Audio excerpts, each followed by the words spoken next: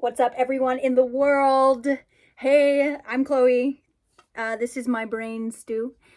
Come partake if you'd like to. Okay. Shout out if you remember when I talked about making this prop. It took me like 30 seconds. So, yeah, this is my brain stew. I might like keep this as part of. I don't know. Maybe it could look more like a brain. I could like make an actual brain. Whatever. Also, another thing to show you, this is a patch that I made for my rat theater piece. I'm going to be selling these patches. Also, an art vendor joined the bill. Super excited about that. So another person selling rat art at my rat theater piece. LA was just ranked the top most rat infested city in the world. Let's go. I'm doing a rat theater piece. I've done this rat theater piece before. You can see videos on my YouTube or clips on my Instagram. If you're in the LA area, come out, see the show. Come out, see how it makes you feel. Okay, that's beside the point. Today I'm talking about being straight up, keeping it real, keeping it so real. Sometimes I think I'm a little too real for people. Like, I just don't want to. I love saying the unsaid thing. I want to be able to say the unsaid thing, and you can say the unsaid thing. And I also think it really benefits the social lubrication. Like, I don't know, the more that we get in our head about like, oh, I can't say this thing to this person, we're just like coming at each other as like shells of people. Like, we're playing pretend at being people, and interacting in a social setting. I guess I'm just speaking specifically of I don't know, I am so anti verbal social games. Like, just say what you mean. Just say what you mean, okay? If you don't like something I'm doing, talk to me about it. If I said something that upset you, come and tell me. Be straight up with me. If I mean, I do this when I just like can't help but be straight up, I think, honestly. And it may be too intense for some people, but I just think that I just don't want to live a life without that sort of truth. If I have a crush on someone, I'm just like, hey, I have a crush on you, like, straight up. And that's partly to purge my brain because, I feel like if that's on the table, then I just don't have to think about like, oh, what am I doing in this? Oh, what if they know? And like, how do I, oh. And I also have been practicing this in like exercising demons of the past, like things that mistakes that I feel that I've made. I've reached out to more people recently and been like, hey, this was really uncool when I did this, and I'm sorry.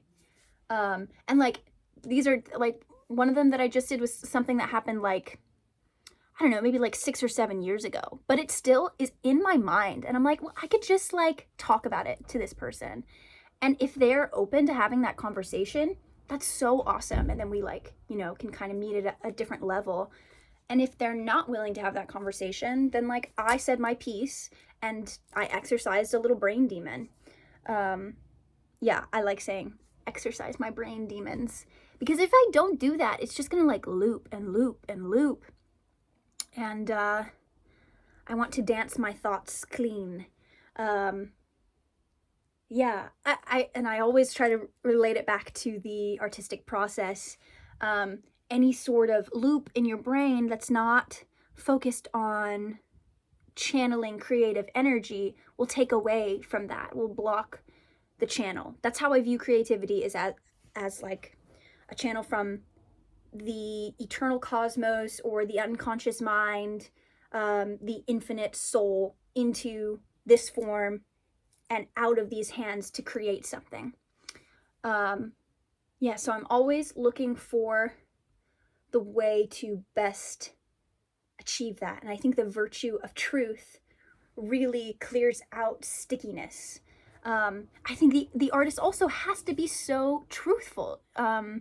You're trying to be a reflection of the flaws, of the realities of society. Like, you're trying to be a pure mirror. And mirror, a mirrored image is true, has to be true, or it's a distortion. And I don't mean distortion in terms of like aesthetics. Like, I'm not saying that like art needs to be like in the realm of realism. I actually personally much prefer art that delves outside of like a realistic imagery. But in terms of like the essence that an artistic work conveys, I think it has to be, it is essential that it is truthful on some realm. Yeah. And also the virtue of truth kind of unlocks the pursuit of knowledge. When I hold truth as a value in my life, I feel more inspired to seek out truth in other ways, and the more it's reflected back to me, and also the more honest I am with other people in my life, the more honest they are with me. And that's truly what I want. I want open, expressive dialogues, because at the end of the day, we never know when we're gonna leave this earth. Like, I could die in 3 seconds. You could too, and we don't know. And I don't want to go to my grave without saying the things that I wanted to say. That would just, that's like a heartbreaking image to me. Yeah. Yeah. So I encourage you to say the unsaid thing, speak with your chest, be so straight up, it scares people. I love doing that. It's so fun. But yeah, I do think there's a lot of benefits that come with that. Yes, indeed. Alrighty, 28th of October. Halloween is approaching. Yes. Let me see. Comment down below your favorite fall tradition. Do you have any fall traditions that you do? Let's see. I really like, I'm gonna make some popcorn balls with my sister on Halloween night, and my grandma has always made these popcorn balls, and they're really, really good. They're so good, and they're so simple. It's just like butter and marshmallows and popcorn and M&Ms. So I'm gonna say that's my favorite for right now.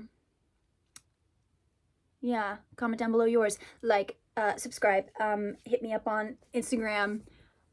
Believe in the infiniteness of your being. Bye.